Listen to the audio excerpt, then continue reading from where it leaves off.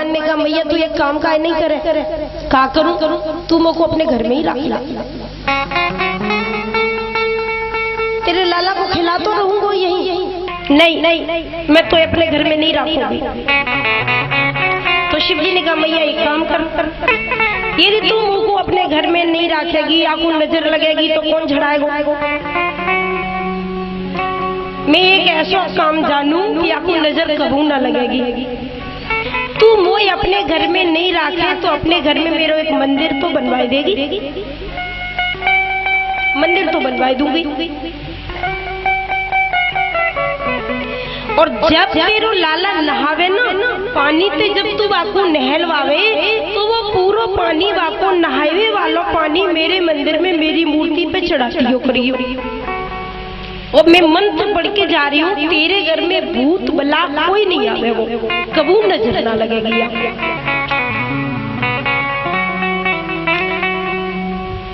यशोदा प्रसन्न भई, बाबा तू मेरे वाले को आशीर्वाद दे, मैं तेरे मंदिर कल ही बनवाती हूँ। नंद बाबा से कहकर यशोदा ने अपने घर के आंगन में शिव जी का मंदिर बनवाया। आज भी नंद के आंगन में भगवान शिव का मंदिर है, जिसे नंदीश्वर भगवान शंकर कहा जाता है। मैया रोज कान्हा को नहलवावे और पानी शिव जी के ऊपर चढ़ा देवे, भगवान कभी रोए नहीं। शिव जी ने दर्शन करने के बाद अपने कैलाश पर प्रस्थान किया। बोलो शंकर भगवान की जय।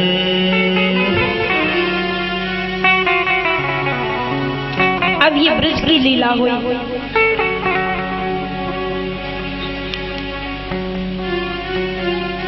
इधर कंस को पता चला कि मेरा काल, मेरा शत्रु कहीं पैदा हुआ है, अष्टम गर्भ देव का, तो अब वो नष्ट कैसे हो। उसको नष्ट करने के लिए कंस ने पूतना को भेजा। ध्यान देना, बहुत अच्छा विषय है। श्री शुभोवाच, सुखदेव बोले राजा परीक्षित, कंसेन प्रहिता घोरा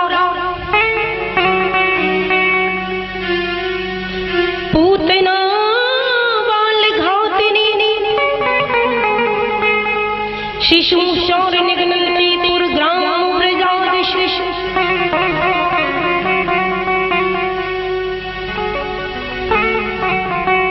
कंसेन प्रहिता घोरा पूतना बाल घातिनी, छोटे छोटे बच्चों को मारने वाली है पूतना।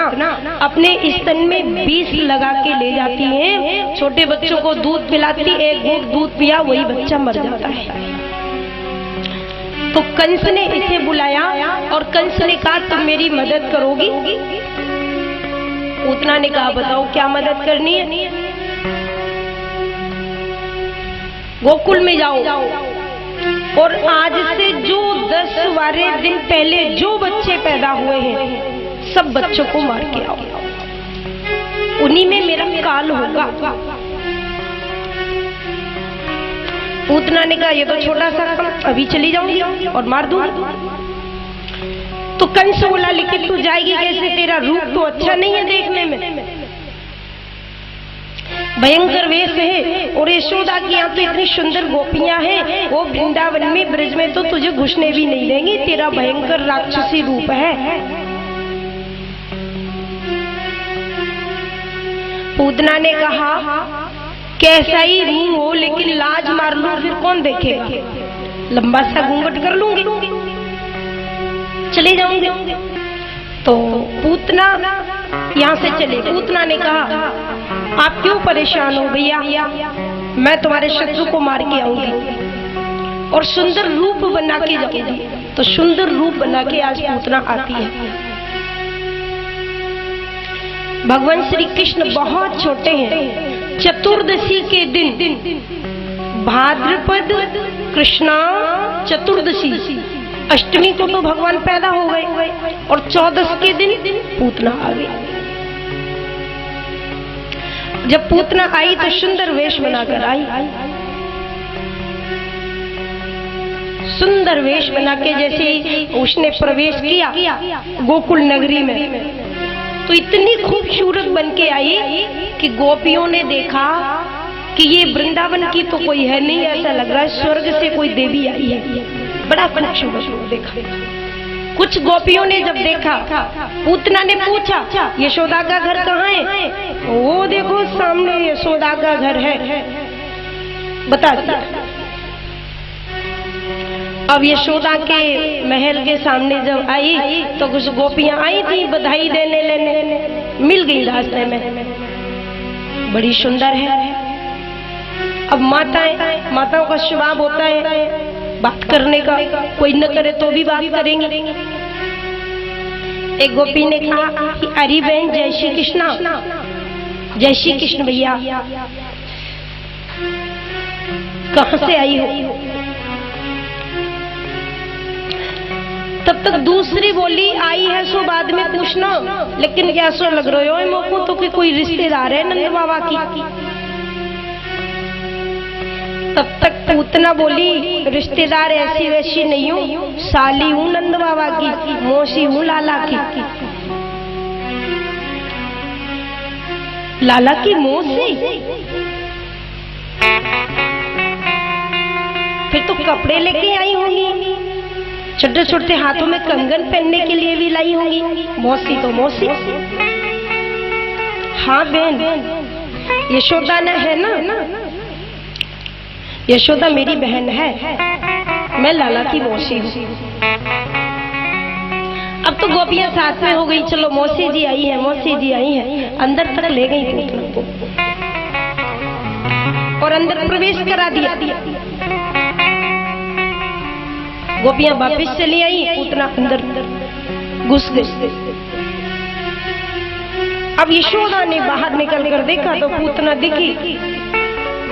अरे बहन नंदरानी, आवाज लगी तो यशोदा आई।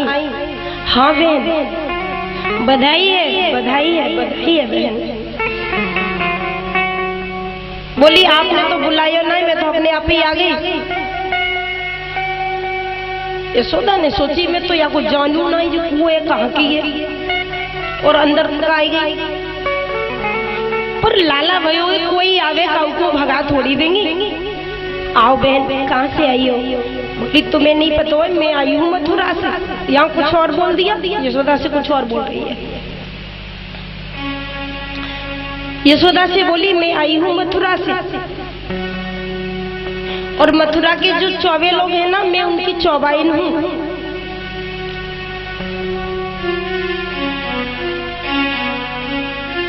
मेरे दूध में वो ताकत है कि एक घूंट दूध यदि मेरे कोई बालक पी ले तो वो अमर है जाए, कबू न मरे। मैंने सोची तेरे घर लाला भयो है, एक घूंट दूध तेरे लाला को पिलाऊं, क्योंकि मेरे स्तन में अमृत है। यशोदा ने कही आप चौबाइन हैं तो आपके पांव लागू, पैर छुए, आसन दिया, आप बैठो। पहले तो मैं आपके लिए रसोई घर में भोजन बनाऊं। अब जब कोई ब्राह्मणी आवे, ब्राह्मणी भोजन तब करे जब चौका गाय के गोबर से लगाओ, शुद्ध करो तब भोजन बनाओ। यशोदा ने कही मैं तब तक स्नान ध्यान करूं और मैं चौका लगाऊं और तेरे लिए पवित्र भोजन बनाऊं। और बहन तुम बैठो, मेरे लाला देखो पालने में झूल रहे हो, आप यहीं बैठी हो, तब तक मैं आपके लिए कुछ भोग बनाऊं। और जैसे यशोदा अंदर गई, मौका मिल गया। पूतना ने सोचा जल्दी करो, फिर मिला न मिला।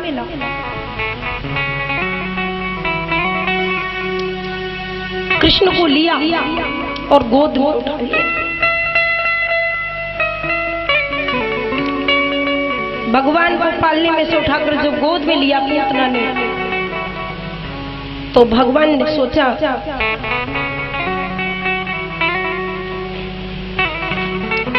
अभी तो 15 दिन भी पूरे नहीं हुए और मौसी जी बड़ी जल्दी आ गई, अब इनका तो उद्धार करना ही पड़ेगा। दूध पीने का समय था मेरा, अभी थोड़ा बाल लीला कर लेता उसके बाद आती, पर ये तो जल्दी आ गया। कंसेन प्रेता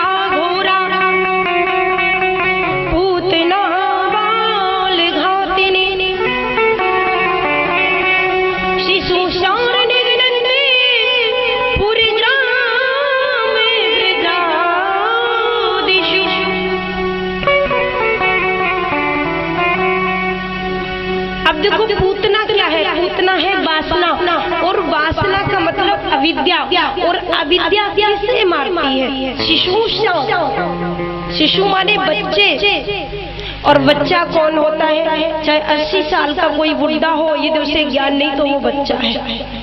जिसे ज्ञान न हो, ज्ञान शून्य हो, वो अबुध है, वो बच्चा है।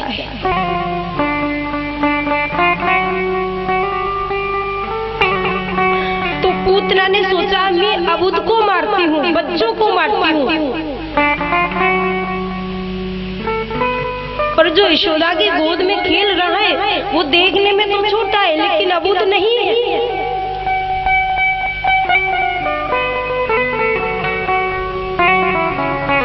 वो तो परम बुद्ध है, परम बुद्धिमान परमात्मा है। तो जो बुद्ध हो, बुद्ध माने ज्ञानी, बुद्ध माने समझदार। जो समझदार है उसे नहीं मार सकती है विद्या, परंतु अज्ञानी को जरूर मारती है, जिसको ज्ञान नहीं। तो गोद में लिया, भगवान ने अपने नेत्रों को बंद कर लिया। ये तो प्रेम की बात है। ठाकुर जी ने नेत्रों को बंद किया, और जब भगवान ने नेत्रों को बंद कर लिया तो यहाँ प्रश्न किया कि भगवान ने नेत्रों को क्यों बंद किया? संतों ने कई कारण बताए हैं नेत्र बंद करने के।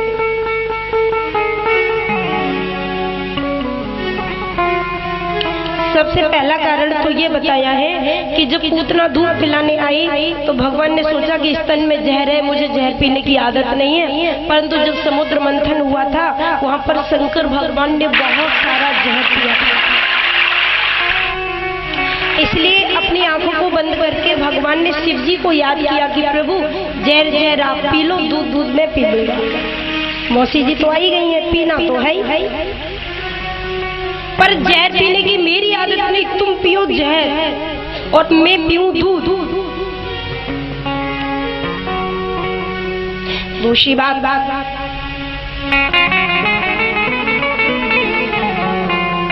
भगवान ने आंख बंद करके सोचा ये दुष्ट है, यदि इसको देखूंगा इसके पाप नष्ट हो जाएंगे। सन्मुख हो जीव हो जब ही जन्म कोट अज्ञास हो तभी, यदि इसके पाप नष्ट हो गए तो फिर इसे मैं मार नहीं पाऊंगा।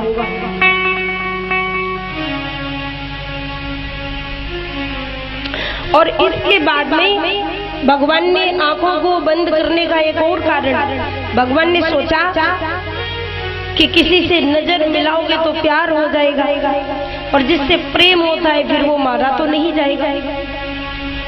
और यदि पूतना से भी मेरी नजर मिल गई तो इससे प्रेम हो जाएगा, इसलिए नजर नहीं मिलाई, आंखों को बंद किया। चौथा कारण, भगवान सोच रहे हैं कि दूध तो सिर्फ माँ पिलाती है, पूतना मुझे दूध पिलाएगी तो मेरी माँ बन जाएगी। अब देखो स्वर्ग में कोई सीट खाली है कि नहीं, क्योंकि पूतना को अभी अभी स्वर्ग भेजना है। मुझे दूध पिलाएगी तो माँ तो बन ही जाएगी, और जिसका स्तनपान एक बार मैं कर लूं उसे नरक में तो नहीं जाना पड़ेगा, सीधा वैकुंठ में जाएगा। तो नेत्र बंद करके भगवान ने देखा कि वैकुंठ में कोई सीट खाली है। पूतना आई और दूध स्तन अपना दे दिया कृष्ण के मुंह में। श्री गोवाच सुखदेव बोले राजा परीक्षित, आज जब पूतना ने भगवान को गोद में लिया, भगवान ने आंखों को बंद कर लिया। नेत्र बंद करने के कई कारण संतों ने बताए। पूतना ने अपना स्तन भगवान के मुंह में दे दिया, ठाकुर जी दूध पीने लग गए। अब जब दूध पीने लगे तो जहर है स्तन में, तो पूतना दूध पिला रही है, एक घूंट पिया, दो घूंट पिया, फिर पूतना ने अपना घूंघट हटा के देखा मरा कि नहीं, वो नहीं मरा, पीता चला जा रहा। पूतना ने कहा मरता क्यों नहीं है? एक घूंट में तो खेल खत्म हो जाना चाहिए, तो पीता ही चला जा रहा है। अब तो दूध तो खत्म हो गया, दूध तो उतने ही समय के लिए था। पूतना के अंगों को पीड़ा होने लगी। जब पूतना का प्राण खींचने लगा तो दर्द हुआ। कृष्ण को 2 बार कहा, श्यामं च मुंचालमिति प्रभाषिणी पीड्यमानाखिल जीव मर्मणि। 2 बार कहा, मुंचमा मुंचमा, छोड़ दे छोड़ दे। 2 बार कहा। इसमें कई संतों ने अर्थ लगाया। पूतना भगवान से कहती है कि तेरे सामने चाहे कोई पापी आए, चाहे धर्मात्मा आए, आने की बात तो कम से कम वो बंधन मुक्त हो जाना चाहिए। कान्हा, अब तेरे सामने आई गई हूँ तो सीधा उद्धार कर देना, छोड़ मत। ये तो हमारी ब्रज धाम की ठाकुर जब से आए ब्रज में तब से आनंद हुआ। एक दिन मैया कृष्ण को लेकर के बैठी है और एक राक्षस भेजा है, तृणावर्त नाम का राक्षस। अब देखो, चक्रवात स्वरूपेण जहारासीन मर्व का जो आंधी बन के आया तृणावर्त, और दिन में रात हो गई, इतनी धूल उड़ी और इतना अंधकार हो गया। रजमा ने धूल और तम्मा ने अंधकार। यहाँ रजसा तमसा का प्रयोग किया है सुखदेव जी ने, यानी रज इतनी धूल उड़ी और दिन में अंधकार हुआ। तृणावर्त नाम का राक्षस आया तो भगवान ने सोचा मुझे क्या करना चाहिए। यशोदा की गोद में कृष्ण लेटे हैं। अब भगवान ने सोचा कि ये तृणावर्त तो मुझे भी ले जाएगा और मैया को भी साथ में ले जाएगा उड़ा के, इसलिए अब मैया मुझे जमीन पे बिठाए तो काम चले, नहीं तो मैया भी जाएगी साथ में। लेकिन मैया जमीन पे लाला को बिठाना ही नहीं चाह रही, वो तो गोद में लिए है।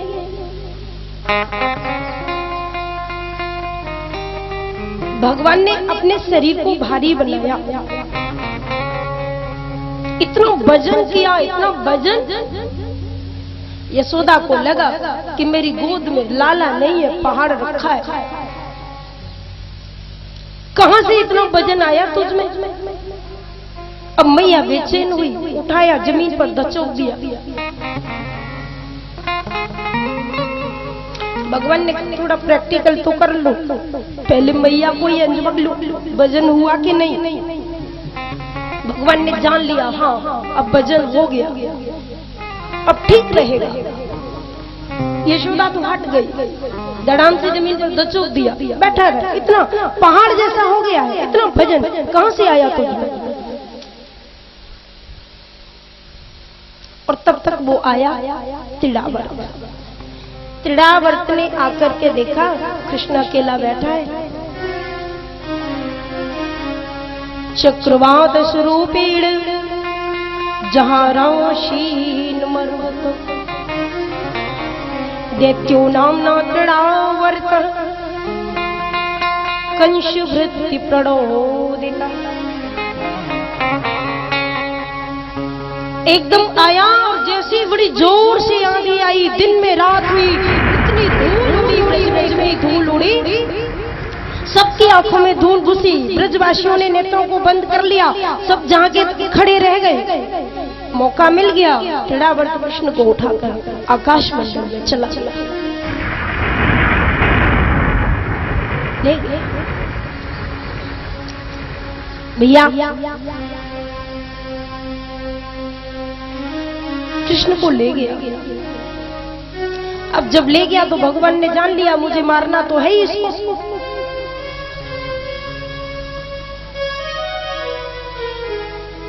भगवान ने अपने शरीर को और भारी बनाया। तृणावर्त ने सोचा इसको यहां नहीं मारूंगा, मथुरा ले जाऊंगा, कंस के सामने ही मारूंगा। अब जब तक ब्रज में भगवान रहे तब तक तो कुछ नहीं, ठीक रहा। ठाकुर जी को ऊपर ले गया तब भी भगवान ने नहीं मारा। भगवान ने सोचा कोई बात नहीं, अभी इसके साथ मुझे लीला करनी है, करने दो। लेकिन जैसे वो मथुरा की ओर चला तो ठाकुर जी ने कहा, देख भैया, या तो नीचे चल या ऊपर चल, क्योंकि नीचे भी मेरा धाम वृंदावन है और ऊपर मेरा गोलोक धाम है। या तो नीचे चल या ऊपर चल, इधर उधर मत चल। तड़ावर माना नहीं। मथुरा की ओर जब ले जाने लगा, भगवान ने सोचा अब तो तुझे मारना ही पड़ेगा, क्योंकि मैं वृंदावन छोड़ के कहीं जाऊंगा नहीं।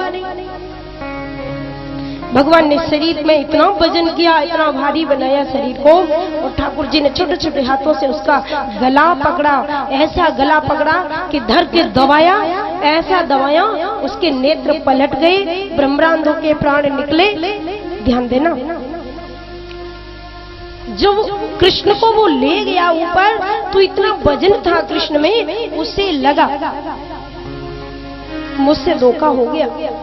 नंद बाबा के आंगन में एक नीला पत्थर पड़ा है, मुझे लगता है लाला के धोखे में नीला पहाड़ ले आया मैं। इतना वजन तो उसी में हो सकता है, ये बालक नहीं हो सकता। जब उसके मन में पहाड़ का ध्यान आया, भगवान ने सोचा चल अब जहाँ तेरा चिंतन हो रहा है तुझे वहीं ले चलो। सो नंद बाबा के आंगन में बहुत बड़ा पहाड़ रखा था, नीला शिला चट्टान। तिड़ावर तो भगवान ने मार कर धड़ाम से उसी चट्टान पर दे मारा। असुर निकंदन भगवान की जय। ये भी अब एक गुड़िया तोड़ दी और 2 खिलौने भगवान ने। अब मामा जी और भेजेंगे, उन्हें तो नए नए खिलौना भेजेंगे भांजे को खेलने के लिए। सुखदेव भगवान कहते हैं राजा परीक्षित, अब ठाकुर जी थोड़े और बड़े हुए। जब बड़े हुए तो घर में माखन चोरी की। एक दिन भगवान ने चोरी करना सीखेंगे कैसे, पहले घर में सीखे। यशोदा ने अपने सुंदर महल में सुंदर मटकी ताजा माखन जमाया है और उसको ढक के रख दिया है। भगवान गुट्टुओं गुट्टुओं चल के देखा, इधर उधर कोई है तो नहीं। प्रवेश किया अंदर और माखन लिया, हाथ में खाया। हाथों में माखन है, शरीर पर धूला लग रहा है, हाथों में माखन। कितनी सुंदरता है, कितना दिव्य रूप है भगवान का। चोरी घर में की और सोने का खंभा है, उसमें अपनी परछाई देखी। भगवान ने सोचा कोई दूसरा भी चोर आ गया, तो भगवान ने उस परछाई को कहा, भ्रातर मां बदमातरम, तुम भी आयो चोरी करने, कर लो, मैया को मत बताइयो। और ये आवाज सुनी मैया ने, कोई बोल रहा है, किसके साथ बोल रहा है? कान्हा कृष्णा स्वासी करोती किम पितृति, मेरे बाप तो किससे बात कर रहा है? किम घर में कौन है तेरे साथ? भगवान ने सोचा पकड़ा गया तो पिटाई होगी। मैया आई, मैया ने देखा, ओहो चोरी हो रही है, तेरे हाथों से माखन। भगवान ने कहा नहीं मैया, चोर मत कहना, मुझे बहुत बुरा लगता है चोर कहना। क्यों? तू चोरी तो कर ही रहा है। कान्हा ने कहा मैया चोरी नहीं कर रहा, तो तेरे हाथों से माखन लगा है। मौते कंकड़ पद्मराग महिषा पाणिर्मम त्यप्यते तेनायं नवनीत भाण्डव्योरे विनश्य निर्वापितः।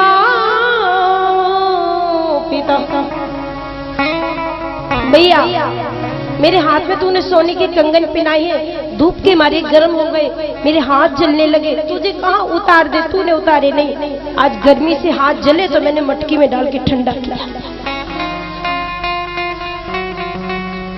बहुत शरीफ है ना तू, और तेरा मुंह भी ठंडा हो रहा है ना, माखन तेरे मुंह से भी लगा है।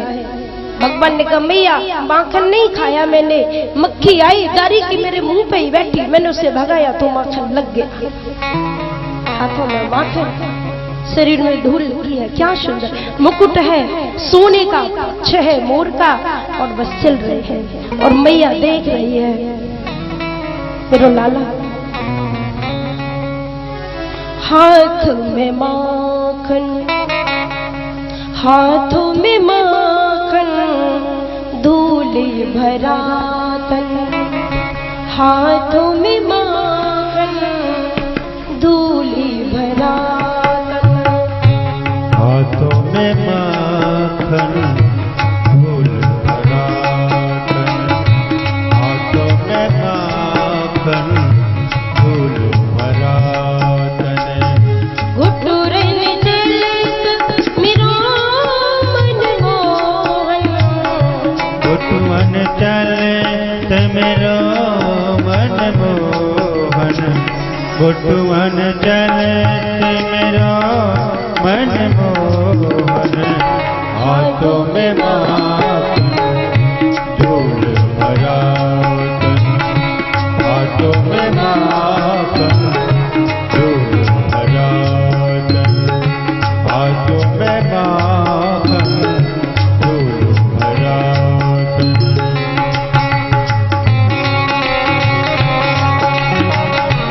ले लो आनंद।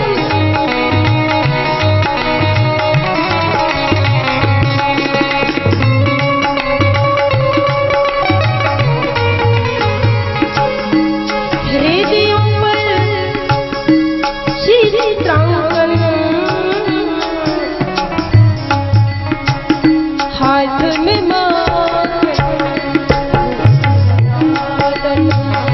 हाथ में माखन, धूल भरा तन, घुटुरन चलत मेरो मन मोहन, घुटुरन चलत मेरो मन मोहन, हाथों में माखन, धूल भरा तन, हाथों में माखन, धूल भरा तन, हाथों में माखन, धूल भरा तन, हाथों में माखन, धूल भरा तन, घुटुरन चलत मेरो मन मोहन, घुटुरन चलत मेरो मन मोहन, हाथों में माखन, धूल भरा बोलिए नंद के लाला की। धूल भरा तन, हाथों में माखन, धूल भरा तन, हाथों में माखन, धूल भरा तन। भगवान के हाथ में माखन चोरी की, यशोदा ने कहा चोरी की नहीं, नहीं मैंने चोरी नहीं की, भगवान ने मना कर दिया, कोई बात नहीं। अब धीमे धीमे कृष्ण और बड़े हुए,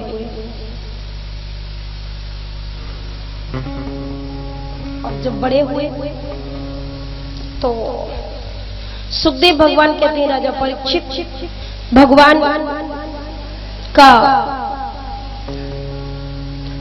अब नाम रखने के लिए गर्गाचार्य जी को बुलाया गया। दोनों बालक बड़े हो गए हैं, पैरों पैरों चलने लगे हैं, तो गर्गाचार्य जी जो यदुवंशियों के कुल पुरोहित हैं उनको बुलाया गया, नामकरण संस्कार किया।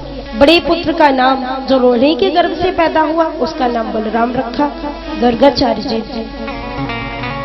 ध्यान देना, जब नाम रखने के लिए आए गुरुदेव तो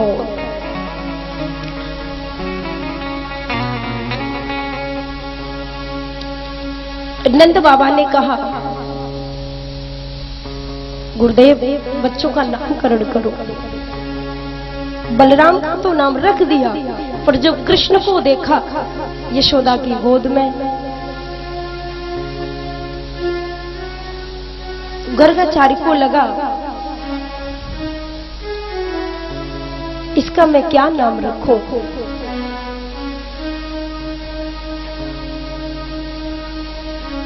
हजारों नाम है इनके, तो और सारे विश्व को ये नाम देने वाले हैं, मैं इनका क्या नाम रखूं? परंतु गर्गाचार्य जी ने सोचा कोई बात नहीं, आज मैं रखूंगा अवश्य। जो नाम मैं रख दूंगा उसी नाम से लोग इन्हें बुलाएंगे, मैं कितना धन्य हो जाऊंगा। मैं बहुत बड़भागी हूं। अब एक बार तो जब गर्गाचार्य जी ने कृष्ण को देखा तो लगा कि बोलूं नंद बाबा को कि तुम्हारा बेटा तो साक्षात नारायण है। नारायति पुरा संज्ञा कर्म कृतं मया तेन नारायण युक्तो मम तत्त्वेनं शला। गर्गाचार्य जी ने जब कृष्ण को देखा तो लगा कि मैं बोलूं कि ये नारायण है।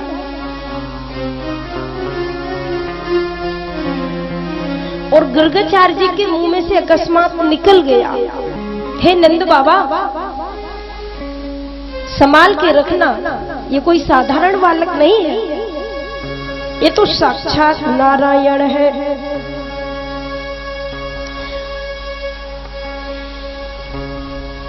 और जब नारायण कहा तो भगवान को अच्छा नहीं लगा।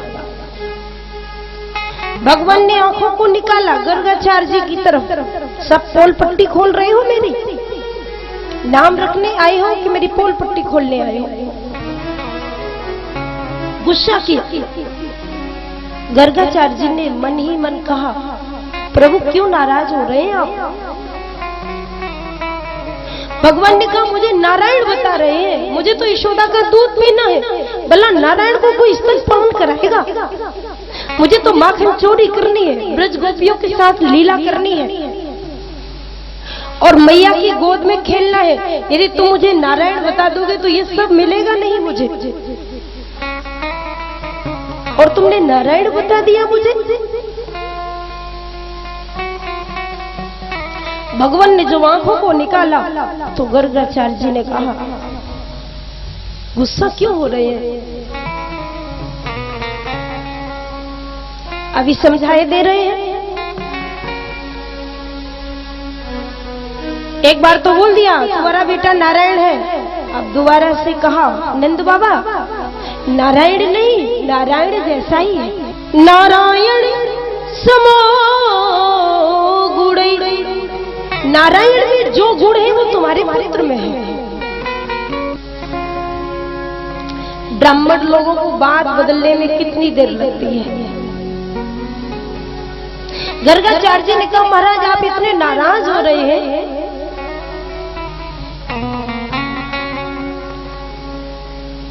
अभी बात बदले देता हूं। शुक्लो रक्त था पीली रानी कृष्ण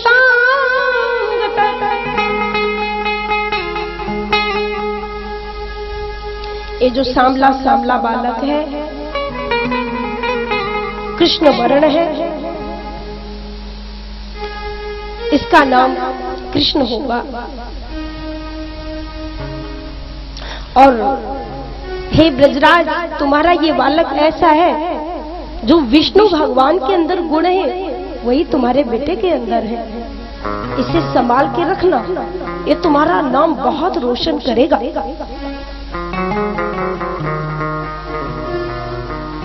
और वैसे तो इसके ज्यादा नाम होंगे, कई एक नाम होंगे। एक बार ये वसुदेव के घर भी पैदा हुआ था, इसलिए कुछ लोग इसे वासुदेव भी कहेंगे।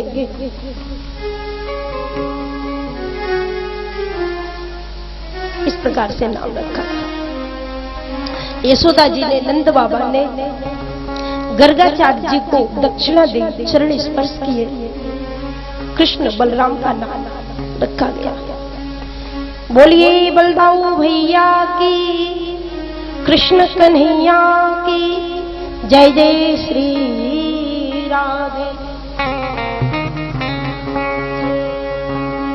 अब बस ठाकुर थोड़े और बड़े हुए, ब्रज में अनेक प्रकार की भगवान ने लीला की। गोपियों के घर में जाते हैं, चोरी करते हैं, एक दिन भगवान श्री कृष्ण यमुना जी के किनारे गए और यमुना जी के किनारे जाकर ग्वाल वालों के साथ में भगवान ने मिट्टी खाई, ब्रजरज का भक्षण किया। जब ब्रजरज का भक्षण किया तो ग्वाल वालों ने देख लिया और ग्वाल वालों ने कहा चल चल यशोदा के पास ले चलते तेरी शिकायत करेंगे। कान्हा ने मना किया, मैं नहीं जाऊंगा। जब मना किया तो बलदाव जी ने दोनों हाथ पकड़े, एक ग्वाला ने दोनों पैर पकड़े और ठाकुर जी को ऐसे झुलाते झुलाते झुलाते झुलाते यशोदा के पास लेके आए। कृष्णो मृदम वज्जित्वा नित्यमात्रे निवेदयन्। यशोदा को निवेदन किया, मैया तेरे लाला ने मिट्टी खाई है।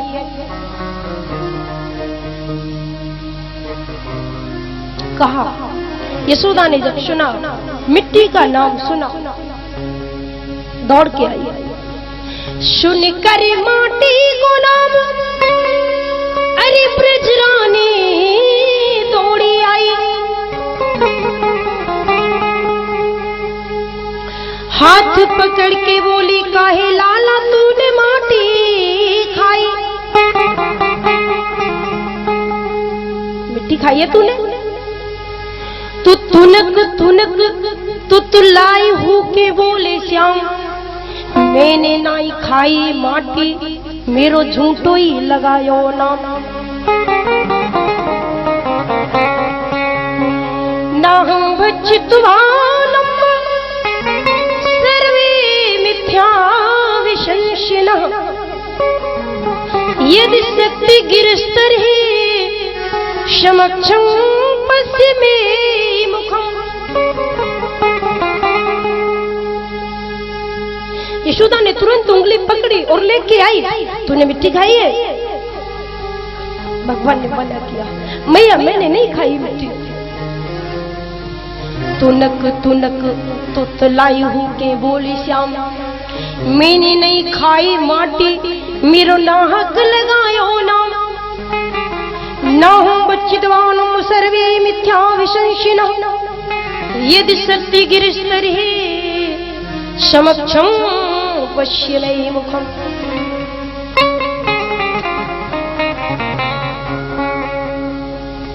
यशोदा बोली, लेकिन ये सब लोग कहते हैं, सभी ग्वाल वाल कह रहे हैं कि तूने मिट्टी खाई है। और ग्वाल वालों की बात छोड़ो, ये जो बलदाऊ है ना, ये भी बोलता है कि तूने मिट्टी खाई है।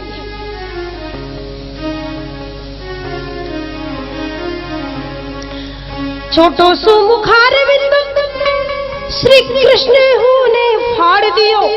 छोटा सा मुख भगवान ने खोला। मैया माने नहीं तो मैं दिखाऊं तुझे, खोल के दिखा। और जैसे ही भगवान ने अपना मुख खोला, ध्यान देना, यशोदा ने कहा बलदाऊ तेरी गवाह दे रहा है कि तुमने मिट्टी खाई है। भगवान ने कहा मैया तू दाऊ की बहुत बात मानती है पर मेरी नहीं मानती। और मैया मेरी एक बात सुन ले, ये जो दाऊ है ना ऊपर से तो गोरा है परंतु अंदर से बहुत काला है।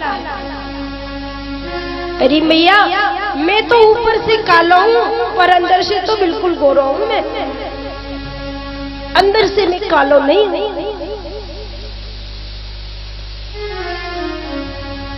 भगवान कहना चाहते हैं जो दाऊ है ना ऊपर से गोरा है अंदर से काला है। और बात भी ठीक ही है। दाऊ भैया के मन में हर समय कृष्ण रहते हैं तो मन का काला तो है ही। और मैया मैं ऊपर से कालो पर मन मेरो बड़ो गोरो है। मैं ऊपर से तो सांवला हूँ परंतु मेरे मन में तो राधा रानी रहती है इसलिए मेरा मन गोरो है। तेरे लाला ने ब्रज रज खाए रे यशोदा मैया। तेरे लाला ने ब्रज रज खाए रे यशोदा मैया। लाला ने ब्रज रज खाए रे यशोदा मैया। आज हाँ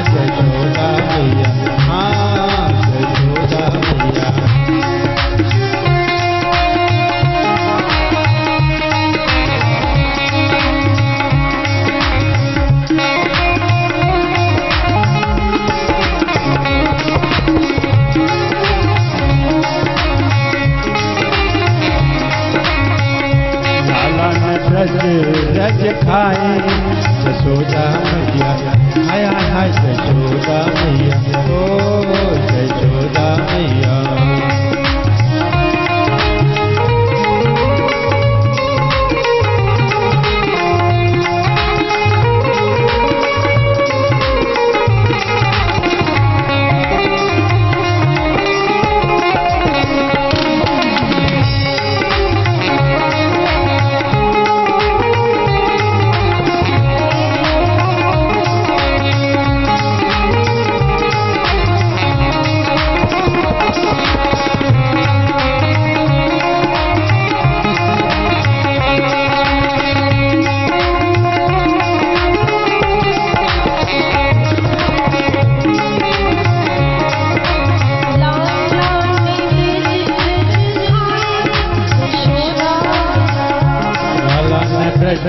रज खाई यशोदा मैया, लाला ने ब्रज रज खाई यशोदा मैया।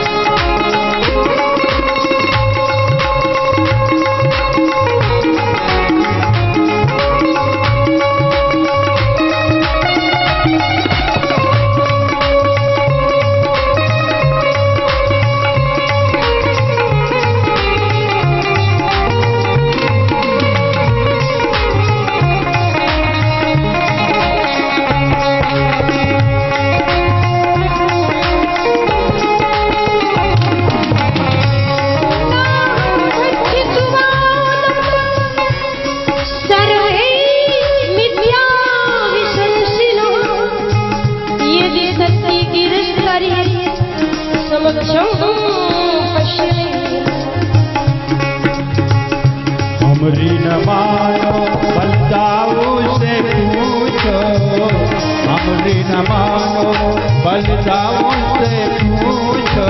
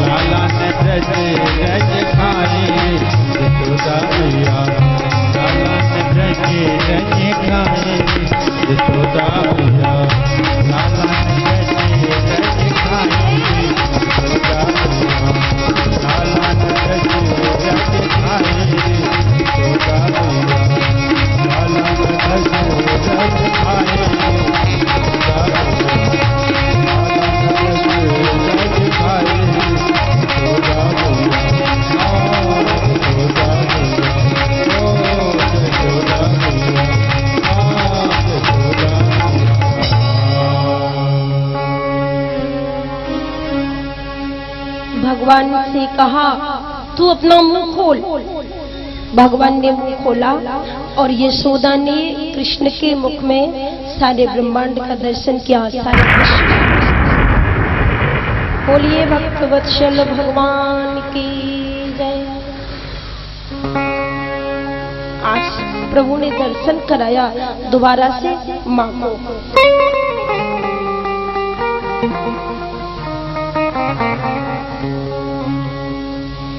एकदा गृहीतासीषु यशोदा नंदुगेहिनी कर्मांतरनियुक्तासु निर्ममंथं स्वयं दधि।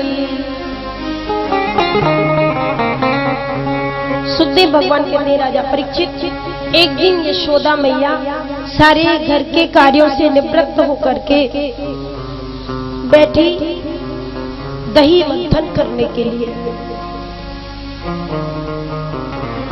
और कामों में लगा दिया दास दासियों को। आज मैं अपने हाथ से दही मंथन करूंगी, मैं अपने लाला को माखन अपने हाथ से खवाऊंगी।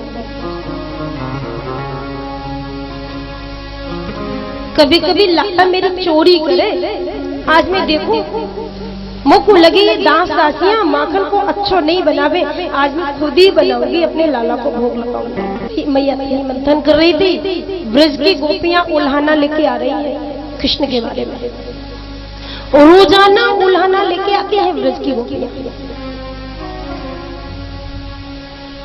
मैया तेरो लाला चोरी करे, मटकी फोड़े, माखन बर्बाद करे।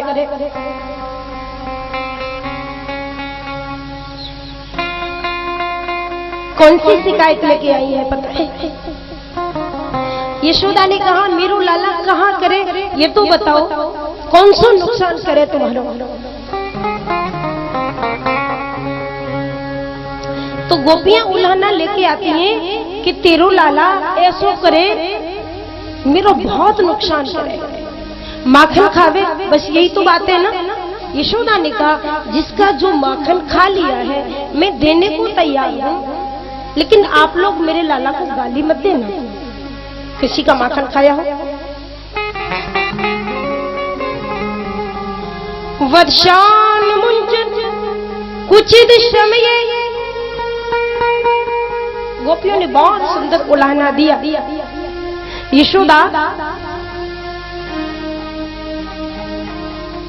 सुबह शाम तो गाय दुही जाती है, पर तुम्हारा गाना तो दोपहरी के समय ही बछड़े खोल देता है।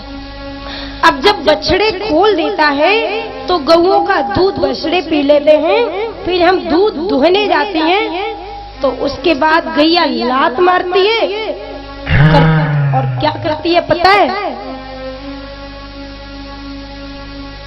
जब लात मारी तो पहले तो कोहनी टूटी और फिर दोहनी फूटी। क्या फायदा है?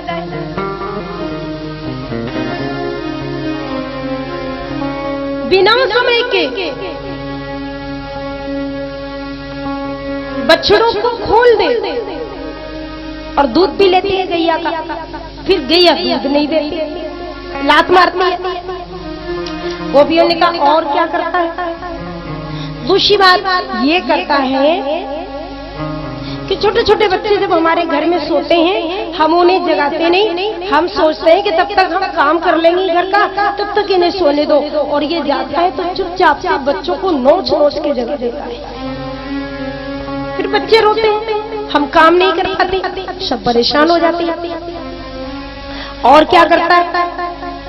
बोली माखन खाता है, बंदरों को खिलाता है, ग्वाल वालों को खिलाता है,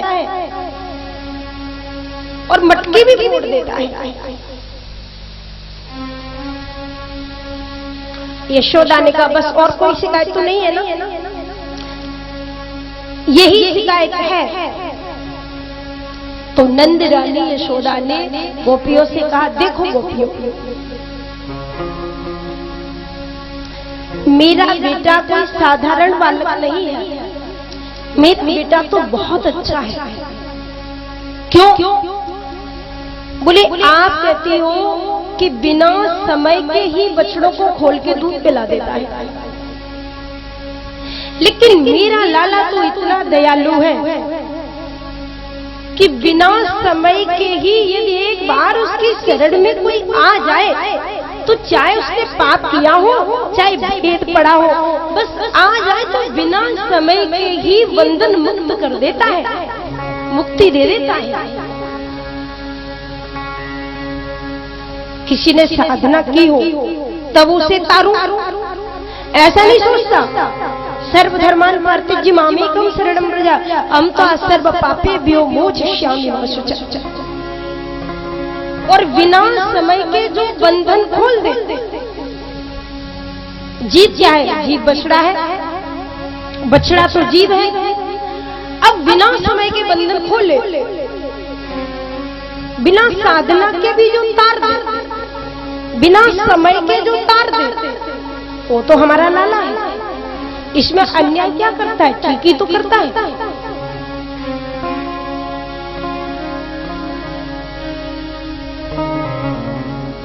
वाह, भगवान सुन रहे हैं। मैया तो मेरे फेवर में बोल रही है और गोपियां शिकायत करती जा रही है। और क्या है? तो गोपियों ने कहा बच्चों को जगह देता है। यशोदा ने कहा देखो गोपियों, अच्छी बात नहीं है, तुम लोगों ने अपने बच्चों को बिगाड़ रखा है। छोटे छोटे बच्चों को सवेरे जगह देना चाहिए और तुम नहीं जगाती। अब मेरे बेटे के अंदर तो संस्कार है, मेरा बेटा तो 4 ही बजे खड़ा हो जाता है और वो समझता है कि बच्चों को ज्यादा नहीं सोना चाहिए, ज्यादा सोने से भविष्य बिगड़ेगा, इसीलिए तुम्हारे बच्चों को जगाता है। इसमें बुरा क्या करता है, अच्छा ही तो करता है।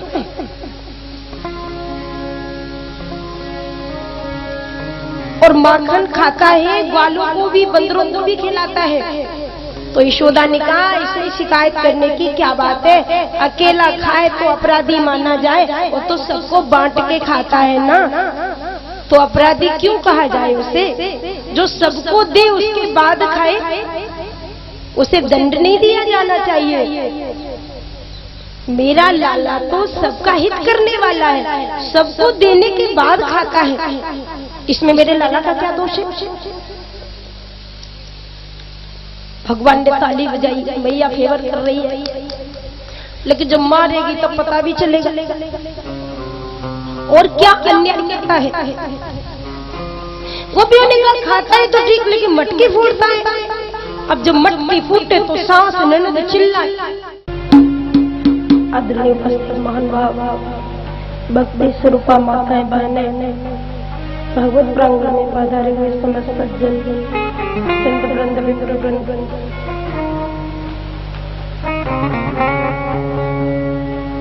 आप लोग कल कथा श्रवण कर रहे थे। ठाकुर श्री भक्ति बिहारी जी प्रकट हुए मथुरा नगरी में, देवकी और वसुदेव के यहाँ कारागार में। भगवान श्री कृष्ण को लेकर वसुदेव गोकुल पहुंचे।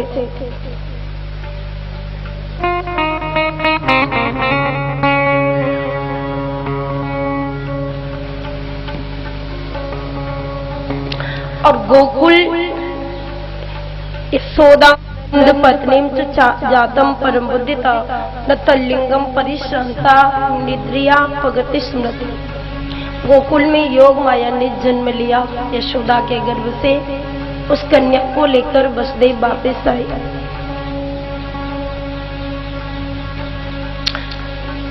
कन्या माया है,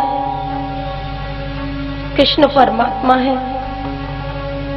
भगवान जब प्रकट हुए तो पहरे वाले सो गए, बेड़ियां टूटी, हथकड़ी टूटी, किवाड़ खुल गए। परमात्मा के आने के बाद बंधन नहीं होता, बंधन टूट जाता है,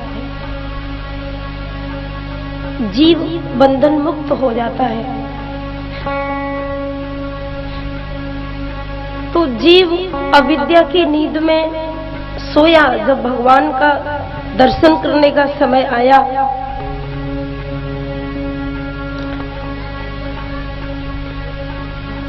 और जब भगवान चले गए, कन्या आई माया, तो उस कन्या को वसुदेव जी ने लाकर देवकी को सौंप दिया।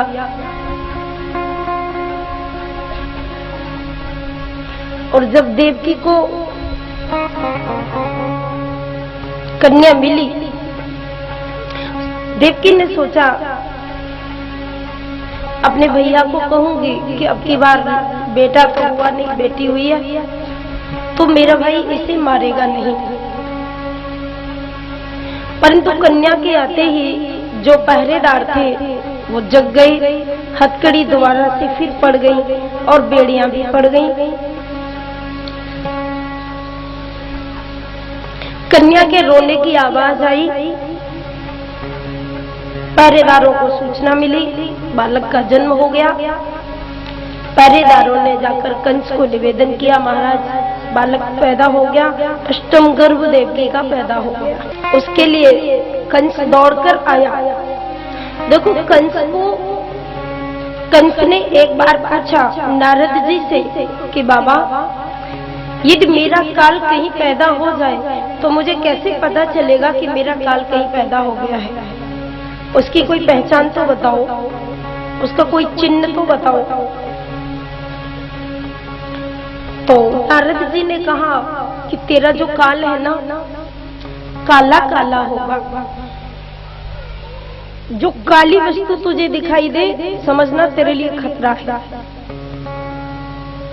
अब तो कंस इतना डर गया कि दाल में कोई जीरे का तड़का लगा दे और उसके सामने दाल खाने में आए तो बोले ये मेरा काल तो नहीं है, मुझे नहीं खाना, ले जाओ इसको।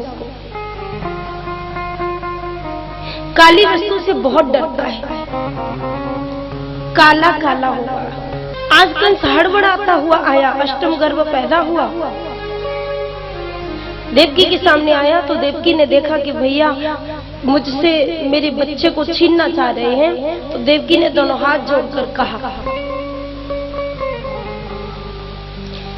बहवो हिंसिता व्रातः शिशिवै पावकोपमा तुयादैव नृशिष्टेन पुत्रिकैका प्रदीयताम्। भैया अब देखो, तुम्हारे डर के कारण 8वां गर्भ डर गया, लड़का तो पैदा ही नहीं हुआ है, कन्या पैदा हुई है। और भला कन्या से आपको क्या नुकसान पहुंचाया जा सकता है?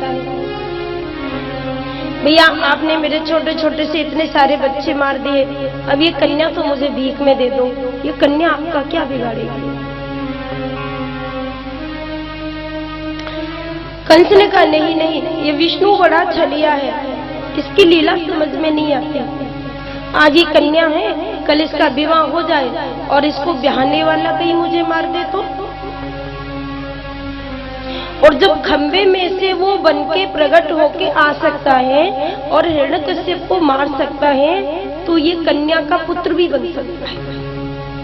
तो बोला मैं कन्या को जीवित नहीं छोड़ूं, ये कन्या मुझे दे। देवकी ने नहीं दिया, बहुत रोने लगी। कंस ने जबरदस्ती छीन लिया और छीनने के बाद जहाँ 6 पुत्रों को मारा, वहीं कारागार की पक्की दीवार पर उसे भी पटकर मारना चाहा, परंतु वो कन्या हाथ से अकस्मात छूट गई और आकाश मंडल में चली। आकाश मार्ग में जाकर के एकदम गंभीर आकाशवाणी कंस को सुनाई दी।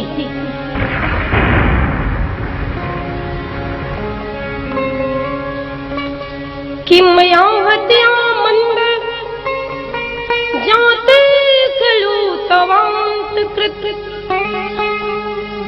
यत्र कृवा पूर्व शत्रुर्मा हिंसी त्रिपुरा।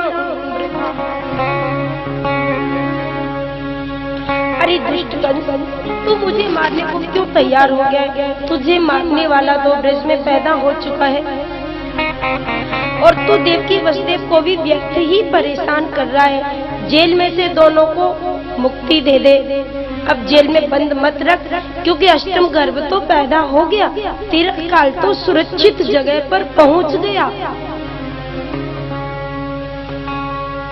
और ऐसा कहकर वो योग माया अंतर ध्यान हो गई।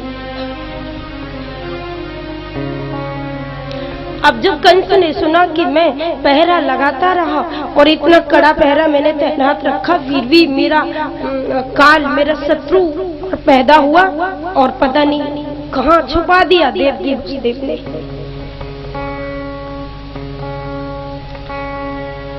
अब इनको जेल में बंद करने से क्या फायदा आया?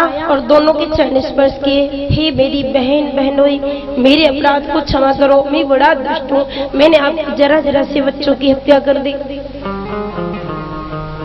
परंतु आप मुझ पर क्रोध नहीं करना। हानि लाभ जीवन मरण यश अपयश विधि हाथ, ये विधाता ने ऐसी मुझे प्रेरणा दी, मेरी बुद्धि को खराब कर दिया, फिर भी मेरा जो शत्रु था योग माया ने जो आकाशवाणी की, वो तो कहीं चला गया, दोनों को जेल में से निकाला। और इसके बाद जब फिर उसे पता चला कि कृष्ण को इन्होंने ही छिपा दिया है, तो फिर दोनों को कारागार में बंद कर दिया। तो ये मथुरा की लीला हुई। इधर गोकुल में आनंद है।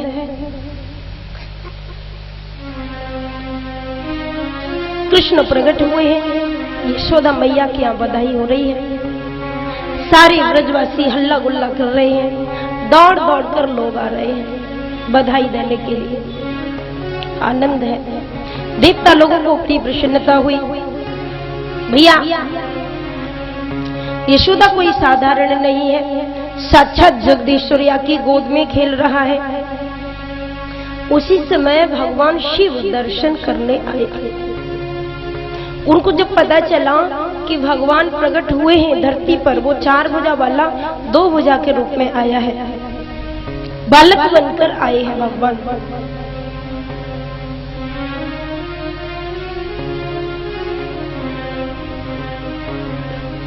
शिवाय विष्णु रूपाय विष्णवे शिवरूपिणे शिवहृदयो विष्णु विष्णु हृदये शिव। जब जब नारायण धरती पर आते हैं तब तब भगवान शिव दर्शन करने जरूर आते हैं।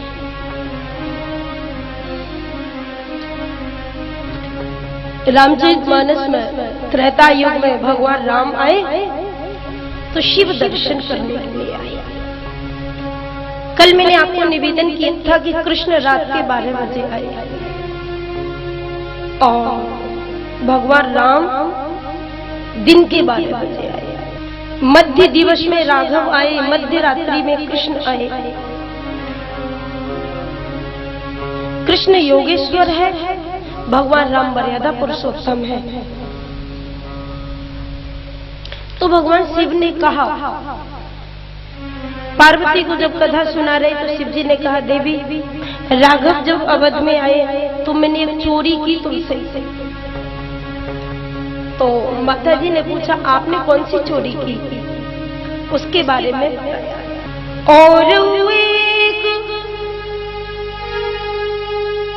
कहानी चोरी सुनो गिरिजा अति दृढ़ मत तोड़ी।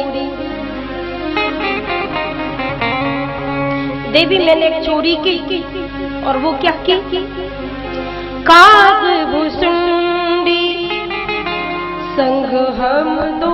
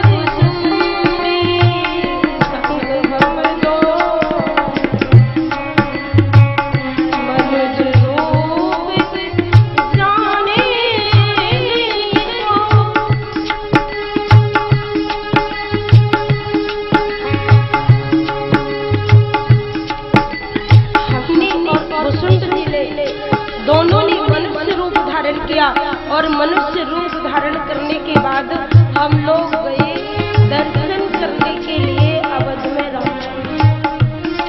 ऐसे यहाँ पर भी भगवान शिव कृष्ण का दर्शन करने के लिए। बोलो शंकर भगवान की शिवाय। अब शिव जी का वेश देखो कितना सुंदर है। 3 तो नेत्र हैं और 5 मुंह रखो तो 15 नेत्र हैं। गले में सर्पों का हार पड़ा है। विशाल भाल पर चंद्रमा, जटा जूट बांधे हुए बागंबर लपेटे हुए, ऐसे भगवान शिव का आना हुआ। गोपियां इधर सब आनंद ले रही थी और ब्रज की गोपियां आ रही हैं यशोदा जी के पास। मैया मुझे बधाई चाहिए, तेरे लाला की खबर सुन के आई है, तेरे घर लाला भयो है। आइए 2 मिनट आनंद ले। लाला की सुन के मैं आई, यशोदा मैया दे दे बधाई। लाला की सुन के मैं आई, यशोदा मैया दे दे बधाई। लाला की सुन के मैं आई, यशोदा मैया दे दे बधाई। लाला की सुन के मैं आई, यशोदा मैया दे दे बधाई।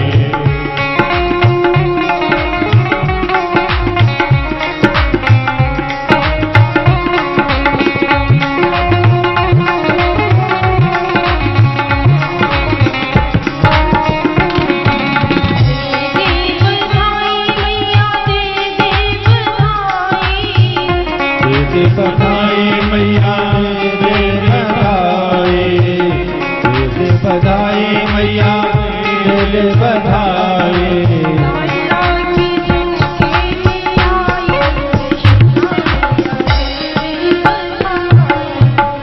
लाला की सुन के मैं आई, यशोदा मैया दे दे बधाई।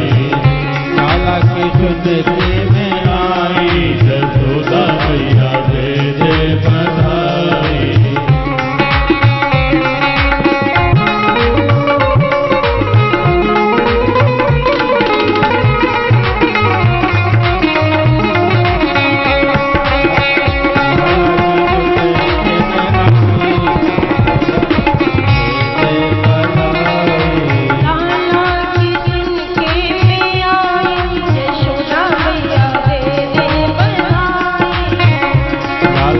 सुन के मैं आई, यशोदा मैया दे दे बधाई।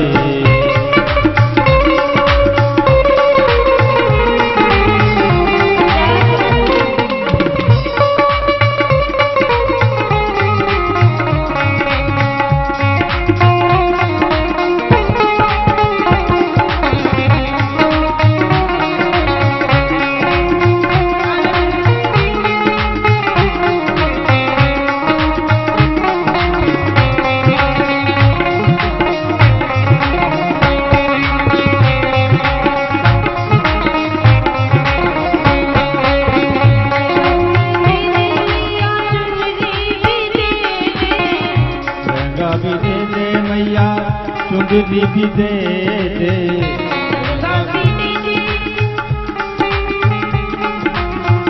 लहंगा भी दे दे मैया, चुंदरी भी दे दे। लहंगा भी दे दे मैया, चुंदरी भी दे दे।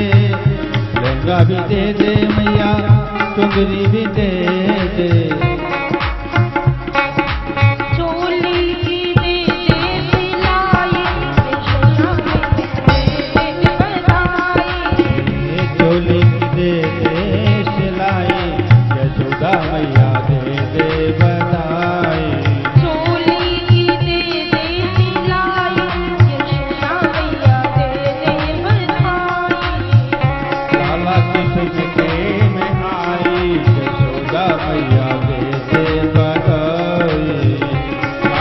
सुन के मैं आई, यशोदा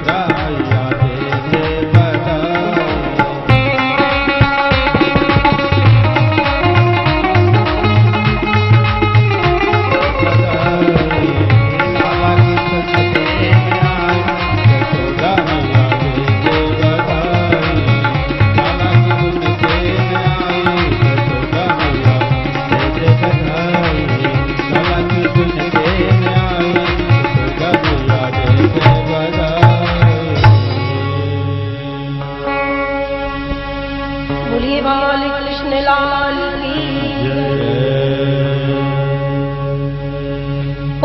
शंकर भगवान की जय। भगवान शिव पधारे दर्शन करने के लिए। अब गोपियां द्वार पर थी और गोपियों ने देखा एक कोई योगी आया है। शिव का अमंगल वेश देख करके गोपियों ने पूछा, कौन हो बाबा तुम, कहां से आए हो? ऐसा लग रहा है जैसे कोई बहुत बड़े संत हैं आप। तो शिव जी ने कहा, देखो गोपियों, हम काशी से आए हैं और हमने सुना है कि यशोदा के घर बालक भयो है, तो बड़ी भीड़ है रही है, सारी ब्रिज में बड़ो हल्ला है। मैंने सोची चलो काशी से चल के तो आयो, मैं उन लाला को दर्शन कर लूं। यशोदा से कहो मोकू लाला को दर्शन करना है।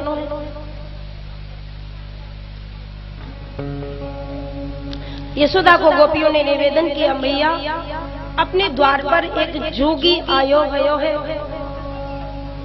अमंगल वेश है और लाला को दर्शन करना चाहे।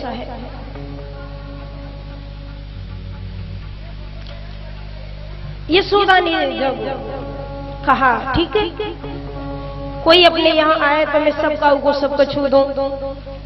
अब तो नंद बाबा ने तमाम सबको दान दिया, सबको बांटा, गैया बछियां, वस्त्र आभूषण, सोना चांदी, अन्न, सब कुछ दान में दिया। सब बड़े प्रसन्न हुए। उसी समय भगवान शिव पधारे तो यशोदा जी को सूचना दी गई, एक योगी आया है द्वार पर। यशोदा ने कहा चलो, अपने द्वार पर कोई संत महात्मा आयो है तो बापू मैं कुछ दक्षिणा वक्षिणा दे दूं। सूखो आटा और दाल लेकर के और मैया कुछ दान दक्षिणा लेकर के गई, थाली में रख करके भगवान शिव को कहा, महाराज ये लो दक्षिणा और मेरे लाला को आशीर्वाद दो।